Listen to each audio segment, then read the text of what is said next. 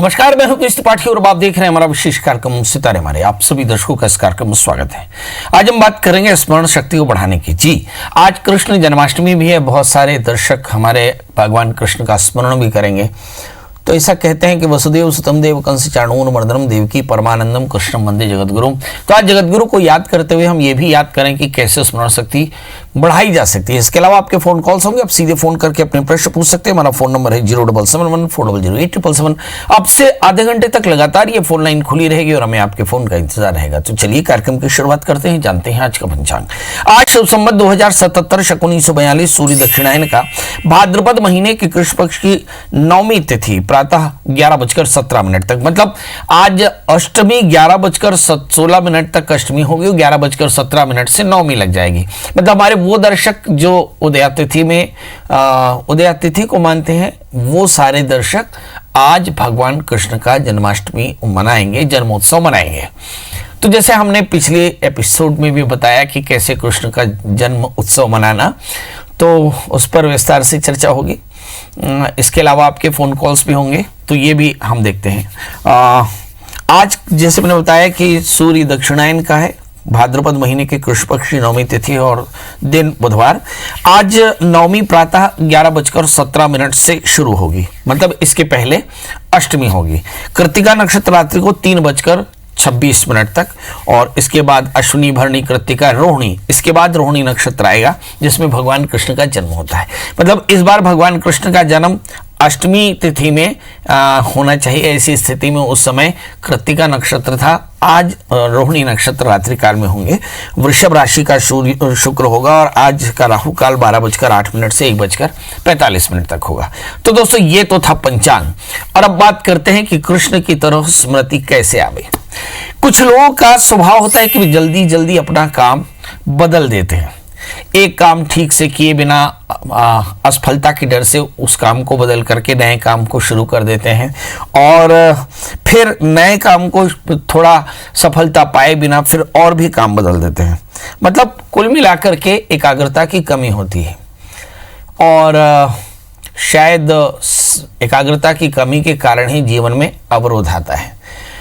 इसलिए अपनी रुचि और अपनी योग्यता अनुसार अपना लक्ष्य और दिशा का चुनाव करना चाहिए, और फिर उसको तत्परता पूर्वक निष्पादित करके अस्थायी रूप से सफलता पानी चाहिए। मतलब स्थायी सफलता पाने के लिए आपके पास में एकाग्रता जरूरी है। आइए हम अपने दर्शकों को बताएं कि मनुष्य के जीवन में 5 नेचुरल गिफ्ट है। पहला होता है inherent capacity, inherent quality, natural decay, natural growth and power of concentration. भगवान कृष्ण की जन्माष्टमी में आप ये देखिए कि केवल चित्त की एकाग्रता बनाए रखने के लिए भगवान कृष्ण ने भगवत गीता का उपदेश किया। राम और कृष्ण के जीवन में फर्क है। राम के जीवन में मर्यादा और कृष्ण के जीवन में एकाग्रता जबरदस्त है। तो बड़ा प्रश्न ये है कि जीवन में स्थिरता चाहिए तो आपको एकाग्रता चाहिए, और एकाग्रता पाने के लिए आपकी जन्म कुंडली में होना क्या चाहिए, आज इस पर विस्तार से चर्चा करेंगे। सबसे पहले तो कुंडली का विश्लेषण करा लें। कुंडली का विश्लेषण कराएं और देखें कि चित्त की एकाग्रता देने वाला जो ग्रह है तृतीयेश, वो कहाँ है। ऐसे काल पुरुष की जन्म कुंडली देखें तो तीसरे स्थान के स्वामी बुध होते हैं, और फिर 5वें स्थान के स्वामी सूर्य होते हैं। मतलब बुध और सूर्य होने से चित्त की एकाग्रता होती है। यदि बुध आपका तृतीय, छठे, 8वें बैठ जाए, मतलब चित्त की एकाग्रता ठीक नहीं, या पाप ग्रहों से आक्रांत हो जाए तो चित्त की एकाग्रता ठीक नहीं। ऐसी स्थिति में गणपति का पूजन करना चाहिए। गंग बीज मंत्र से गणपति का ध्यान किया जाता है, और गंग बीज मंत्र से ही ज्ञान का ध्यान किया जाता है। इसका मतलब ये हुआ कि गणपति का पूजन करना मतलब ज्ञान का पूजन करना, मतलब ज्ञान का वर्ण करना, मतलब ज्ञान का चिंतन करना, मतलब ज्ञान की सिद्धि होना। इसके अलावा सत्यनारायण का व्रत करना चाहिए। जो नारायण सत्य है, शाश्वत, सन्मय, चिन्मय, आनंदमय, ज्ञानमय, प्राणमय, मनोमय, ऐसा जो सर्वस्व में है, वह परमात्मा सत्यनारायण का ध्यान करना चाहिए। इसके अलावा पौधों का दान करना चाहिए। जी, बुध की प्रसन्नता के लिए हरी चीजों का दान करना चाहिए। इसमें पौधे और वेजिटेबल्स होते हैं। सूक्ष्म जीवों की सेवा करनी चाहिए। हमारे यहाँ बोलते हैं कि दया धर्म का मूल है, पाप मूल अभिमान, तुलसी दया न छोड़िए जब घट लग में प्राण। यानी किसी भी व्यक्ति को ज्ञान प्राप्त करने के लिए धर्म करना, और धर्म जीव सेवा है। ऐसी स्थिति में आपको जीव सेवा करनी चाहिए, और सबसे सुपात्र गाय होती है। भगवान को गोपाल कहते, गाह पाले इति। गोपाल अगर भगवान कृष्ण को प्रसन्न करना हो तो गाय गायों की सेवा करना चाहिए। तो गायों के लिए सुंदर गुड़ में रोटी में गुड़ मिलाकर के और गाय को खिलाएं। प्रतिदिन गंग गणपतये नमः इस मंत्र का पाठ करें या ओम गंग गणेशाय नमः। और चूंकि आपको भाग्य भी आपका बढ़ाना हो, ऐसी स्थिति में आपको बड़ों का आशीष भी लेना चाहिए, संतों का आशीष लेना चाहिए। आप देखेंगे इससे आपके जीवन के व्यवधान दूर होंगे और आपके जीवन में सफलता मिलेगी।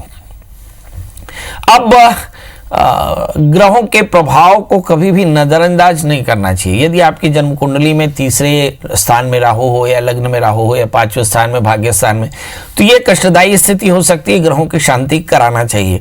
ग्रह धातु से बनता है। ग्रह जिसका अर्थ होता है पकड़ लेने वाला, और ग्रह शांति का अर्थ होता है कि विनम्रता पूर्वक अपने कमजोरी को ध्यान करना, उस कमजोरी से निकलने के लिए चेष्टा करना। तो उस अस्थिरता के पीछे ग्रह ही होते हैं। ऐसी स्थिति में आपको विनम्रता पूर्वक ग्रहों की शांति करानी चाहिए। तीसरी बात, गणपति की पूजा से ही सारी परेशानियां दूर होती, क्योंकि गणपति को गणानाम पतये नमः कहा कि देवताओं के ये सेनापति हैं। ऐसी स्थिति में सभी प्रकार के देव ज्ञान को या देव कृपा को पाने के लिए गणपति का पूजन श्रेष्ठ करें। बुधवार के दिन गणेश जी की आराधना करें। गणपति की आराधना से जीवन में स्थिरता आती है। ज्योतिषीय उपायों से भी परेशानियां दूर हो सकती है, मगर इसके लिए विनम्र होना चाहिए। चलिए 12 राशियों का सफर शुरू करते हैं। जानते हैं कि आज कृष्ण जन्माष्टमी में हमारे कृष्ण भक्तों को परमात्मा किस प्रकार कृपा करने वाले हैं। चलिए, तो सबसे पहले 12 राशियों में पहली राशि आती है मेष यानी अरीज। इस राशि वाले जातकों के लिए देखें कि इस समय ग्रहों की स्थितियां क्या कहती हैं। मेष राशि वाले जातकों के लिए देखते हैं कि इस समय लग्नेश मंगल 12वें स्थान में है, मतलब सेहत का ध्यान रखना। दूसरा भाग्य स्थान में, इसका मतलब अवसरों का इस्तेमाल करना। और दशम स्थान में शनि है, मतलब चित्त की एकाग्रता बनाए रखेंगे तो सत्ता आपकी बनी रहेगी। इसके लिए आपके अंदर में दया का भाव भी होना चाहिए। बिना जीव दया के सिद्धियां नहीं मिल सकती। करना क्या चाहिए, तो इस राशि वाले जातकों के लिए लिखा है कि सबसे पहले तो कृष्ण की पूजा करें। आज भगवान कृष्ण को माखन मिश्री का भोग लगाएं। इसके अलावा भगवान कृष्ण की प्रीता के लिए भजन करें, कृष्ण की गीता का पाठ करें और गणपति का ध्यान करें। साथ में हनुमान जी का दर्शन और थोड़े से गुड़ का दान करें तो आज का दिन बेहतर होगा। बात कर लेते हैं दोस्तों वृषभ राशि की। इस राशि में हम देखते हैं कि चंद्रमा यहीं कहीं आसपास में है, इसलिए इस राशि वाले जातक थोड़ा मन से भावुक होंगे, क्योंकि चंद्रमा तृतीय होकर के लग्न में बैठे और उच्च के चंद्रमा थोड़े से वेरिएशन देते हैं। ऐसी स्थिति में आपको चाहिए कि चित्त की एकाग्रता बढ़िया होनी चाहिए। इस समय अगर हम राहु और केतु को देखें तो दूसरे स्थान में राहु, 8वें स्थान में केतु थोड़ी सी कैजुअलिटी दे सकते हैं, यानी रूटीन में आपको सावधान रहना चाहिए। कुछ लोगों को एलर्जी हो सकती है। क्या करना चाहिए, सबसे पहले तो एलर्जी से बचने के लिए उबला हुआ पानी पिएं, ठंड से दूर रहें, लोगों से दूर रहें, क्योंकि इन दिनों में कोरोना पैंडेमिक काफ़ी फैला हुआ है। सरकार के नियमों का पालन करें। सरकार समय समय पर, वर्ल्ड हेल्थ ऑर्गेनाइजेशन समय पर आपको जो गाइडलाइन देती है उसका तो एकदम ध्यान रखिए। इसके अलावा आज शनिश्चर मंत्र का जप करें और साथ में भगवान कृष्ण की पूजा करें। काले तिल का दान करें तो आज का दिन बेहतर होगा। बात कर लेते हैं दोस्तों मिथुन यानी जमिनाई की। इस राशि में ही शुक्र और राहु एक साथ बवाल बचाए पड़े हैं, मतलब इस राशि वाले जातकों को एकाग्रता बड़ी कठिन है, मतलब जीवन में सफलता थोड़ी सी कठिन है। सामाजिक सरोकार बहुत अधिक होने के कारण आर्थिक परेशानी हो सकती है। पड़ोसियों से विवाद, क्योंकि वाणी का संयम नहीं है। समय की सीमा पता नहीं है। मानसिक शांति भी कम है और अहंकार के कारण रिश्तों में भी खटास आ सकती है। करना क्या चाहिए, तो इस राशि वाले जातकों के लिए जल्दी से उठकर स्नान करें, सूर्य को अर्घ्य दें, आदित्य हृदय स्तोत्र का पाठ करें, गुड़ गेहूं का दान करें और भगवान कृष्ण को प्रणाम करके दिन की शुरुआत करें तो दिन होगा बेहतर। बात कर लेते हैं दोस्तों कर्क राशि की। इस राशि में लिखा है कि कुछ बड़ी शॉपिंग हो सकती है। जी, लॉकडाउन खत्म होने के बाद में लोग शॉपिंग करने के लिए बाजार जरूर जा रहे हैं। आप भी जाइए, पर भीड़ भरे इलाकों से अपने आप को बचा कर रखें। कुछ लोगों को सर्दी जैसी परेशानी हो सकती है। क्या करना चाहिए, आपको चाहिए कि आप आदित्य हृदय स्तोत्र का पाठ करें, साथ में भगवती महामाया के दर्शन करें, शुक्र के मंत्र का जप करें, चीनी का दान करें तो आज का दिन बेहतर होगा। बात कर लेते हैं दोस्तों सिंह यानी लियो की। इस राशि वाले जातकों के लिए देखते हैं कि इस समय इंटरव्यू जैसी चीजों में सफलता मिल सकती है। नए संबंध बनेंगे। हो सकता है पोल्यूटेड वाटर आपके लिए पैनिक हो जाए, मतलब दुखदाई हो जाए। कोशिश करें कि आप अपने जीवन में हाइजीन का ध्यान रखिए। क्या करना चाहिए, आपको चाहिए कि आप चंद्रमा की मंत्र का जप करें, खीर बनाकर कन्या को खिलाएं और सफेद वस्त्र धारण करें, भगवान कृष्ण का पूजन करें तो आज का दिन आपके लिए बेहतर होगा। अब बात कर लेते हैं दोस्तों कन्या यानी वर्गो यानी मेरी राशि की।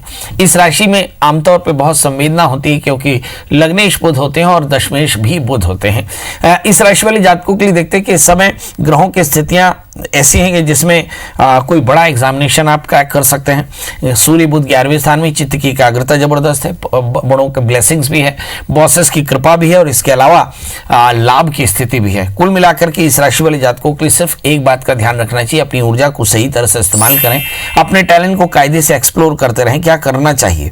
इस राशि वाले जातकों के लिए लिखा कि बृहस्पति के मंत्र जप करें, यानी बड़ों का आदर करें, साथ में केले और नारियल का दान करें, भगवान कृष्ण का पूजन करें तो आज का दिन बेहतर होगा। वैसे मैं अपने दर्शकों को बता दूं कि संसार में निगुरा कोई नहीं, सारे के सारे कृष्ण के भक्त हैं। ऐसी स्थिति में किसी को भी गुरु का स्मरण जरूर करना चाहिए और नित्य प्रति जो गुरु का स्मरण करेगा उसके जीवन में कष्ट नहीं आएंगे। इसलिए कृष्ण को गुरुवत सभी के सभी ध्यान करके अपने काम की निष्पादन करें तो सफलता जरूर मिलेगी। बात कर लेते हैं दोस्तों तुला राशि की। इस राशि में ही भाग्य स्थान में राहु पड़े हैं, मतलब हर काम में व्यवधान आ सकता है।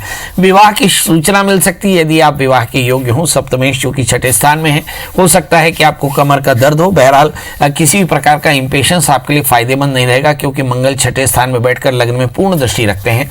इसके कारण आतुरता हो सकती है और काम बिगड़ सकता है। क्या करना चाहिए? तो कृष्ण का ध्यान करें, केतु के मंत्र का जप करें, भगवान को माखन मिश्री चढ़ाएं और साथ में सूक्ष्म जीवों की सेवा करें तो आज का दिन बेहतर होगा। बात कर लेते हैं दोस्तों वृश्चिक राशि की। इस राशि में ही राहु अष्टम स्थान में बैठे हैं। जब कभी भी राहु अष्टम स्थान में हो तो इसका मतलब ये मान लेना चाहिए कि पेट की तकलीफ हो सकती है, अपनों का विरोध हो सकता है, शासन का लाभ होगा और आकस्मिक हानियां हो सकती हैं। ये चार लक्षण इस राशि में दिखाई पड़ते हैं। इस समय 7वें स्थान में चंद्रमा पड़े हैं, जिसका मतलब है कि कुछ लोगों की लव लाइफ की शुरुआत हो सकती है। कुछ लोग अपने लाइफ पार्टनर को लेकर बहुत इमोशनल होंगे।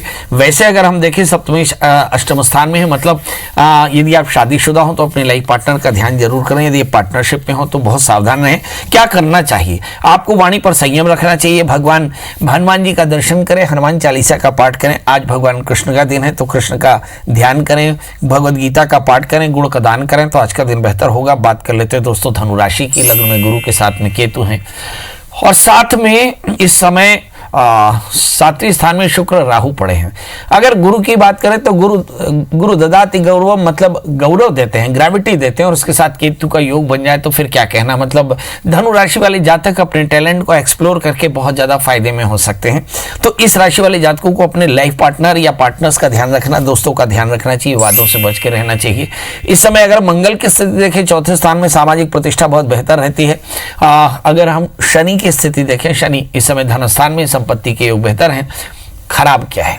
इस राशि वाले जातकों के लिए जो परिस्थितियां खराब करते हैं उन ग्रहों में सबसे ऊपर नाम है 8वें स्थान में सूर्य और बुध का। सप्तमेश बुध अगर अष्टम स्थान में हो तो लाइफ पार्टनर की सेहत की परेशानी होती है और अपॉर्चुनिटीज कम हो जाती हैं यदि सूर्य भाग्येश होकर के अष्टम स्थान में हो जाए।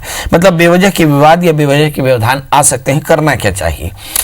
तो सभी प्रकार के व्यवधान की निवृत्ति के लिए भगवान कृष्ण की शरण में जाएं। कर्षयति कृष्ण वो सभी प्रकार के पाप शाप तापों का कर्षण कर देता है। और साथ में राहु के मंत्र का जप करें, सूक्ष्म जीवों को आहार दें तो आज का दिन बेहतर होगा। बात कर लेते हैं दोस्तों मकर राशि की। इस राशि में लग्न में शनि है और 12वें स्थान में बृहस्पति केतु। जब कभी भी बृहस्पति और केतु 12वें स्थान में हो, इसका मतलब है कि आपके स्थान की परिवर्तन की संभावनाएं बन सकती हैं।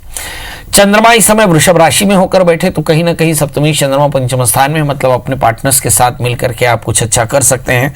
इस समय परिवार से दूरी हो सकती है, पेट से संबंधित परेशानियां, इस समय सरदर्द भी हो सकता है क्योंकि 12वें स्थान में गुरु के साथ में केतु है। करना क्या चाहिए?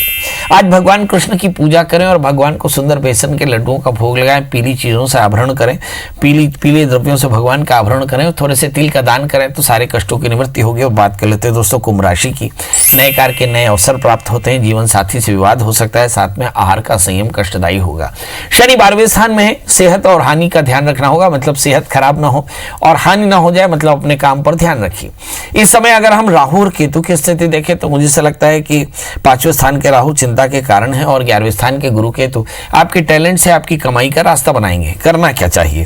तो विवादों से बचकर चलें। इसके अलावा जल्दी से स्नान करके भगवान सूर्य को अर्घ दें, लाल पुष्प चढ़ाएं, लाल पुष्प अर्पित करें भगवान सूर्य को। ओम गृणी सूर्याय नमः मंत्र जप करें और इसके अलावा पंजीरी का दान करें, भगवान कृष्ण की सेवा करें तो आज का दिन बेहतर होगा। बात कर लेते हैं दोस्तों मीनियन पाइशस की। इस राशि वाले जातकों के लिए देखते हैं कि लग्न में मंगल है, आतुरता आपके लिए भारी पड़ने वाली है। इस समय दशम स्थान में गुरु केतु जो बताते हैं कि बड़ों का आशीष है।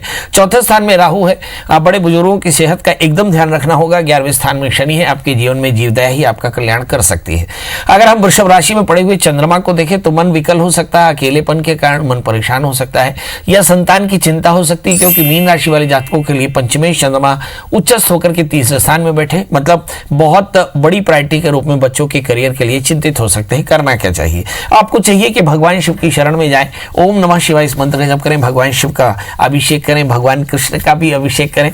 कृष्ण को और शिव को सुंदर तुलसी पत्र पर धरा करके और भगवान कृष्ण की प्रियता के लिए माखन मिश्री का भोग तो लगाएं, साथ में भगवान शिव की प्रियता के लिए धतूरे का फूल चढ़ाएं, तो आपकी परेशानियां दूर होंगी, दिन आपका बेहतर होगा। फेसबुक में हमारे ढेर सारे दर्शक जुड़े हुए हैं पर आज हम चर्चा कर रहे थे कि भगवान कृष्ण की उपासना कैसी करनी चाहिए। हम आपको बता दें कि भगवान कृष्ण की उपासना न्याय की आराधना है एक तरह से। यदि हम भगवान कृष्ण का पूरी जीवनचर्या देखें तो भगवान कृष्ण ने हमेशा नए सिद्धांतों के नए नियमों का प्रतिपादन किया, इंद्र का मान खत्म किया और साथ में गोवर्धन की पूजा शुरू की, गाय की पूजा शुरू की, सभी प्रकार के दुष्टों का नाश किया, धर्म की स्थापना की। ऐसे भगवान कृष्ण की शरणागति के लिए सबसे पहले तो पवित्र मन से संकल्प लेना चाहिए कि मैं अमुक गोत्र वाला, अमुक गोत्र वाली आज भगवान कृष्ण की सायुज्यता के लिए भगवान कृष्ण का पूजन करूंगी। और फिर जल्दी से स्नान करके भगवान सूर्य को अर्घ्य दें, आदित्य हृदय स्तोत्र का पाठ करें, फिर पूर्वाभिमुख होकर के एक चौकी में लाल कपड़ा बिछावें या पीला कपड़ा बिछावें, कलश गौरी गणेश नवग्रह खोडश मातृका के साथ ठाकुर जी को पधरावें और ठाकुर जी को पधरा करके बड़े प्रेम से खोडशोपचार से सभी देवताओं का पूजन करें, भगवान कृष्ण का भी पंचामृत से पूजन करें। और पूजन करने के बाद में और फिर भगवान को सुंदर भोग लगावें, आरती पुष्पांजलि करें और इसके बाद यदि हो सके तो हवन भी करें। कहते हैं तो मुखम यह सर्वदेवानाम हवे भुक कवे भुक्तये पितृणाश हरे पावकात्मने, कि देवताओं को अग्नि को देवताओं का मुख मान करके उसके मुख में तुष्टि के लिए हवि दें, यानी हविष्यान्न दें और फिर रात्रि जागरण करके और भगवान कृष्ण को रिझाएं। भगवान कृष्ण की कृपा होगी तो आपके अंदर बोध जगेगा और सभी प्रकार की परेशानियों से आप मुक्त हो पाएंगे। तो दोस्तों अब आपसे विदा लेने का, साथ में फेसबुक लाइव के दोस्तों से विदा लेने का समय। कल हम फिर मिलेंगे किसी नए विषय के साथ, तब तक मुझे दी इजाजत। नमस्कार।